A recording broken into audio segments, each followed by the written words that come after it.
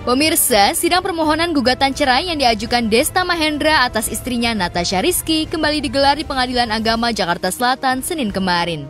Agenda sidang kemarin selain membacakan laporan hasil mediasi yang gagal serta pembuktian yang berisi surat pada minggu lalu, juga beragendakan mendengar keterangan para saksi yang dihadirkan oleh pihak Desta. Pihak penggugat dalam hal ini Desta membawa dua saksi dianggap sangat mengetahui konflik keluarga yang terjadi antara Desta dan Natasha Rizky sejak awal konflik terjadi. Dua saksi yang dihadirkan tersebut yakni kakak dan juga teman dari Desta, yang tak lain istri dari teman Desta, Vincent Rompis Irvita Karina Karamoy. Namun usai menjadi saksi di persidangan, perempuan yang kerap dipanggil Vivi ini tidak berbicara satu patah kata pun saat ditanya awak media. Ia pun buru-buru menghindar dari kejaran wartawan. Sementara itu, kedua pihak Desta dan Natasha tidak hadir di persidangan dan hanya diwakilkan oleh kuasa hukumnya saja.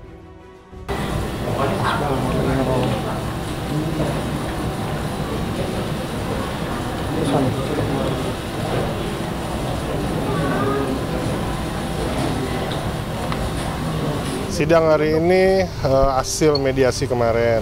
Mediasi kan gagal, harus pembuktian lah hari ini mengenai bukti surat dan saksi-saksi. Saksi dari temannya Desta sama saksi kita satu lagi dari pihak keluarga, kakak kandung. Kalau teman ini teman udah kayak keluarga ya, kebetulan sangat dekat dan sangat mengetahui masalahnya dari awal.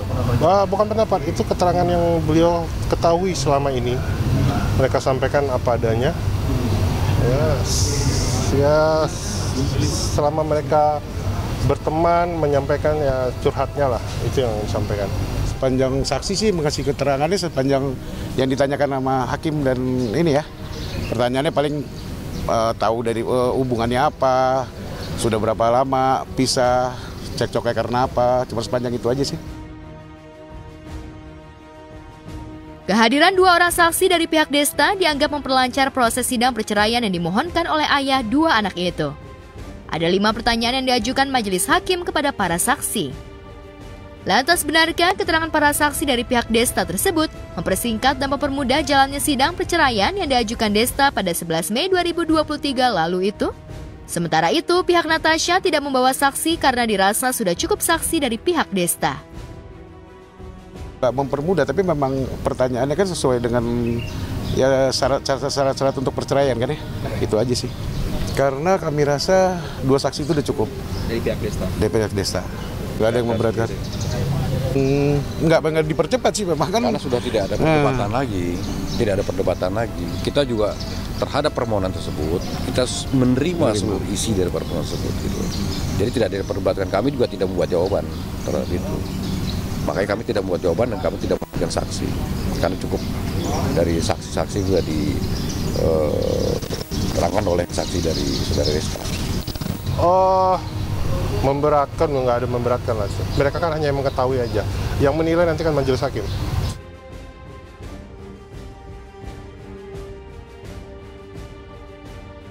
Tak ingin memperpanjang proses persidangan lagi, keduanya sepakat untuk bercerai dan berharap proses sidang cepat diputuskan. Namun begitu, komunikasi antara keduanya tetap terjalin baik meskipun mereka sudah pisah rumah sejak 1 tahun yang lalu. Komunikasi yang tetap terjalin baik itu semata untuk memperhatikan tumbuh kembang anak-anak mereka. Sejauh ini komunikasi masih jalan. Lancar. Itu tiap hari, nggak ada masalah. Udah pisah. Udah setahun kan? Setahun. Gila, kita semua nggak pengen kayak gini gitu. Ini berat banget buat kita karena dia juga butuh pertimbangan yang banyak, apalagi melibatkan anak-anak gitu. Ya, tapi bismillah saya yakin atas pertolongan Allah saya sama Desta akan berupaya semaksimal mungkin untuk menjaga anak-anak kami. Pokoknya intinya kita ini kesepakatan bersama baik-baik ya. Jadi nggak usah digoreng-goreng kemana-mana, nggak usah ke arah mana. Nggak ada sama sekali hal-hal yang ya buat kita jadi nggak baik-baik, jangan sampai terjadi lah.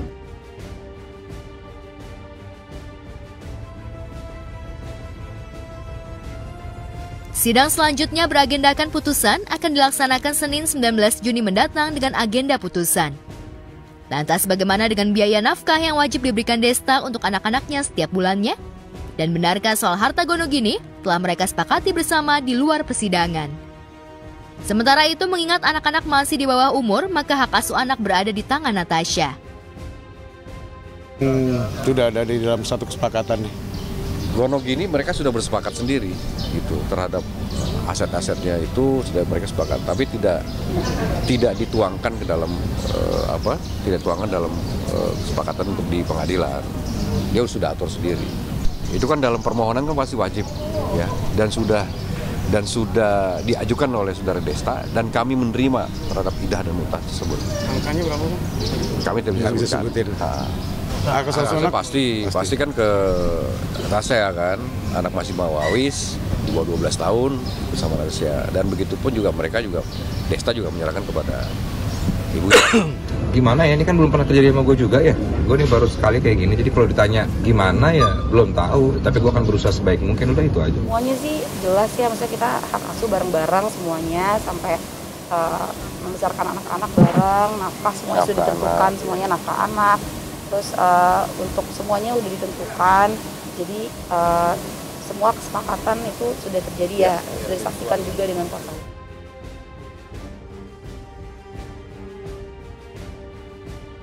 Sementara itu, di tempat pengadilan yang berbeda, sidang permohonan cerai yang diajukan Ari Wibowo terhadap istrinya Inge Anugrah kembali digelar di Pengadilan Negeri Jakarta Selatan Senin kemarin. Ari dan Inge sama-sama tidak menghadiri sidang cerainya dan hanya diwakilkan oleh kuasa hukumnya saja. Agenda sidang kemarin yakni pembacaan dan penyerahan berkas perubahan gugatan yang diajukan Ari selaku penggugat. Lantas, apa tanggapan pihak Inge Anugrah atas pembacaan gugatan cerai Ari tersebut? Perubahan gugatan itu ada beberapa hal yang kami tambahkan dari gugatan sebelumnya yang sudah didaftarkan melalui e-court oleh penasihat hukum sebelumnya. Pada intinya adalah gugatan tersebut berbicara tentang secara umum ya, gambaran secara umum tanpa menjelaskan alasan-alasan kenapa terjadinya cekcok di dalam rumah tangga antara Ari dan Inge.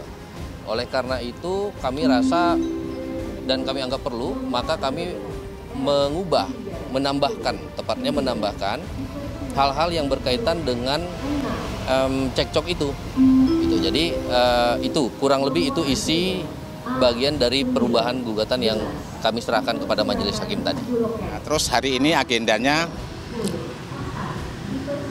pembacaan dakwaan, terus perubahan gugatan ya. Pembacaan gugatan, terus perubahan gugatan. Insya Allah minggu depan kami akan mempersiapkan jawabannya. Kalau saya baca tadi memang ada dakwaan yang menyebutkan ada pihak ketiga di situ.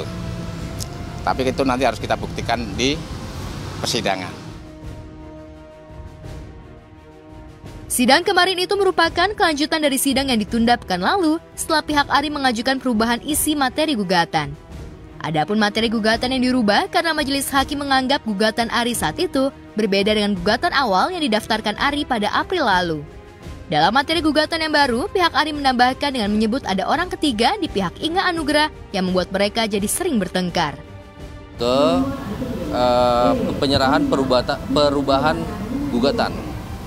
Itu yang kami sudah sampaikan juga kepada majelis hakim, dan hakim juga sudah memeriksa kedua dokumen itu dan sudah memeriksa sehingga progres atau acara sidang berikutnya yaitu jawaban itu ditunda selama 1 minggu, 19, yaitu tanggal 19 ya, minggu depan.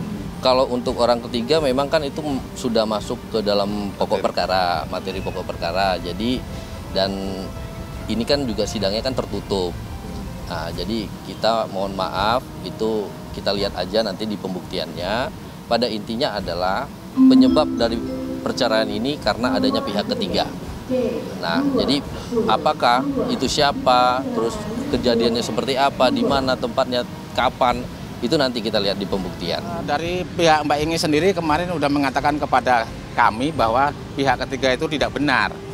Karena maka itu nanti saya sebagai kuasa hukumnya akan saya minta dibuktikan di pengadilan gitu. Karena kalau udah pihak ketiga itu kan asumsinya bukan selingkuh ya. Pihak ketiga itu bukan berarti selingkuh. Kalau udah nyudutkan bilang selingkuh, itu berarti kan udah pidana. Karena baru pihak ketiga, saya minta untuk dibuktikan nanti tuduhannya itu. Kendati aktor era 2000-an itu menuduh istrinya punya pria idaman lain, tapi saat ini keduanya masih tinggal satu atap bersama anak-anak mereka. Diungkap kuasa hukum Ari Wibowo, kliennya tidak membatasi waktu Inge untuk bertemu buah hatinya.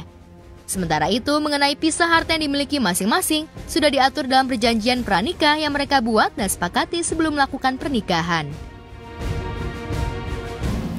Pemisahan harta itu sudah dibuat, disepakati oleh para pihak itu pada bulan Mei 2006. Jadi itu sudah terjadi sebelum perkawinan itu berlangsung sebenarnya. Jadi antara para pihak memang sudah sepakat dan mengerti konsekuensinya apa dari perjanjian perkawinan itu. Nah, perjanjian perkawinan itulah yang menjadi dasar hukum untuk mengatakan bahwa tidak ada pembagian harta gonogini di dalam perkara perceraian ini. Jadi semuanya kalau bicara soal harta itu mengacu kepada perjanjian perkawinan. Dari awal kita ataupun Ari khususnya itu tidak pernah melarang untuk bertemu dengan ibunya. Sampai hari ini dan sampai nanti pun setelah ini diputus cerai, itu tidak ada keinginan atau rencana Ari untuk memisahkan anak dengan orang tuanya, dengan ibu kandungnya. Jadi itu juga yang menjadi poin di dalam perubahan gugatan kami. Kami sedikit menjelaskan bahwa akan ke depan itu akan seperti apa, yaitu yang tadi bahwa anak-anak tidak akan diputus hubungannya, mereka akan bertemu kapanpun mereka mau. Mereka bisa bertemu dengan ibunya, begitu juga Inge, kapanpun Inge mau, Inge bisa bertemu anak-anaknya, begitu. Kalau sekarang kan memang mereka masih satu atap ya, satu tempat tinggal, begitu. Jadi memang sekarang masih terus bertemu, baik itu dengan Ingenya, anak-anak dengan Ingenya, ataupun anak-anak dengan Arinya sendiri. Sementara itu, terkait kabar pihak Ari yang berniat akan meminjamkan apartemen miliknya, kuasa hukum Inge masih akan mengkonfirmasi langsung berita tersebut ke kliennya. Sidang selanjutnya akan terus berjalan dengan sistem e-court. Namun akan kembali tatap muka langsung di Pengadilan Negeri Jakarta Selatan nanti pada tanggal 10 Juli 2023 dalam agenda menghadirkan saksi. Setahu saya memang ada arah pembicaraan seperti itu, tapi saya belum dapat informasinya per hari ini, apakah akan seperti apa, mulainya kapan, mekanismenya seperti apa, itu kita belum dapatkan itu. Itu yang lagi pengen kami perjuangkan terhadap pemisahan harta itu. Karena pemisahan harta itu kan bukan akhir dari segalanya. Di pasal 1320 itu masih bisa dibatalkan, seperti itu. Ari sempat bilang sih, katanya ada temennya yang mau pinjemin apartemen buat aku. Cuman aku belum mengiyakan karena dipinjemin sama temennya, rasanya kayak utang budi gimana gitu. Jadi mungkin aku akan bilang untuk yang dipinjemin dari temennya itu untuk enggak. Dan ada satu apartemen dia yang lagi dua sih yang lagi disewain. Jadi mungkin dia juga mau pinjemin itu buat aku. Jadi belum pasti dipinjeminnya gimana. Ya we'll see nanti. Sementara itu, di tengah nasibnya yang tak menentu lantaran gugat cerai suaminya dan tak mendapat harta gonogini apapun, karir Inge justru kini semakin moncer. Inge diangkat untuk menduduki jabatan mentereng sebagai direktur marketing di sebuah perusahaan kosmetik milik Dr. Richard Lee. Dokter kecantikan itu merasa iba dan prihatin dengan nasib yang dialami ibu dua anak itu yang tidak mendapat harta gonogini dari Ari Wibowo jika nanti resmi bercerai. Dan juga kalau dilihat dari background-nya kan sebenarnya background pendidikannya bagus banget nih. Ya waktu saya podcast pun saya terpukau-pukau, gila loh. S2 gini di rumah aja kan sayang banget ya rasanya ya. Makanya saya coba melamar dia sebagai direktur marketing. Kalau ngomongin gaji, ngomongin fasilitas, belum kepikiran. Nanti abis ini kita ngobrol berdua ya.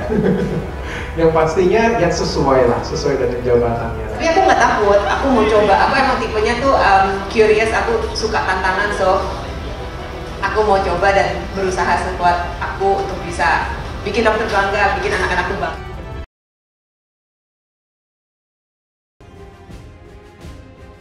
Pada kesempatan bincang dengan Richard Lee di kanal YouTube Richard Lee, Inge juga mengklarifikasi terkait kabar kalau dirinya berselingkuh dari Ari Wibowo. Dengan suara tersendat, ia mengungkapkan jeritan hatinya digugat cerai pria yang telah mengarungi bahtera hidup bersamanya selama 17 tahun. Banyak temen, yes. Aku punya banyak temen cewek, cowok, yes. Yang cong pun juga banyak banget. Yes, terutama anak-anak yang fit ya, yang suka workout gitu. Slay ya? Yeah, so no, aku selingkuh yang seperti dimaksudkan, tidak. Tapi aku punya temen cowok, temen cong, banyak. Temen curhat, ada beberapa yang memang aku merasa nyaman, akhirnya aku curhat, ada recently. Kenapa statement itu sampai keluar dari pasangan kamu? Saya nggak tahu. Sebenarnya juga kan yang pingin berpisah sejak lama aku. Kayaknya itu sudah cukup jelas alasannya apa, ya kan? Udah terpaksa saya sampaikan juga kan waktu itu. Iya. Udah terpaksa saya sampaikan juga waktu itu, kayaknya nggak usah diungkit-ungkit lagi karena sebetulnya udah sangat jelas sumbernya dari orang dalam, orang yang ada di dalam rumah tangga, anggota-anggota keluarga sendiri, baik saya maupun anak saya pun udah ngomong alasan utamanya apa, dan memang sebetulnya alasannya dari pihak kami satu-satunya adalah itu aja. Orang ketiga mungkin atau apa gitu? No comment. Karena again aku nggak bisa ngomong terlalu banyak. Tugas aku menjaga nama baik. Sangat disayangkan memang perjalanan hidup yang telah diarungi bersama selama puluhan tahun berakhir dengan perceraian yang tragis dan mengorbankan perasaan anak-anak di saat rumah tangga mereka banyak menjadi cermin bagi publik yang mengidolakan mereka. Anakku kan bukan anak kecil lagi ya, bukan anak di bawah 5 tahun, mereka dua-duanya sudah di atas 12 tahun. Nah, setahu saya itu mereka sudah bisa memilih juga, memilih mau ikut dengan siapa. Suara mereka itu sudah didengar gitu, dan mereka memang dua-duanya mau ikut saya. Tapi hak asuh anak tidak akan membuat aku menutup pintu untuk ibunya ketemu dengan mereka kapanpun, dimanapun mau ketemu silahkan. Tidak akan ada larangan, tidak akan menyulitkan untuk anak-anak ketemu dengan ibunya ataupun ibu-ibu ketemu anak-anaknya. Kurang lebih seperti itu. Kata Ari sih begitu rumah yang direnovasi kelar kan mereka pindah tuh. Kan aku memang katanya nggak usah masuk supaya new memories in the new house. Jadi pada saat mereka pindah ya aku pindah ke tempat yang aku sedang cari. Sebenarnya nggak tahu ya, aku memang udah merasanya harus keluar aja demi apa ya? Demi kebahagiaan aku sendiri juga. Iya, jadi kan anak-anak sudah lebih besar dan kan tujuannya juga udah dipikirkan bahwa kita tetap jadi good parents untuk anak-anak. Ya kita nggak bisa bersama lagi aja, aku dan Ari, tapi tetap bisa jadi good parents. Bisa kok. Pasti.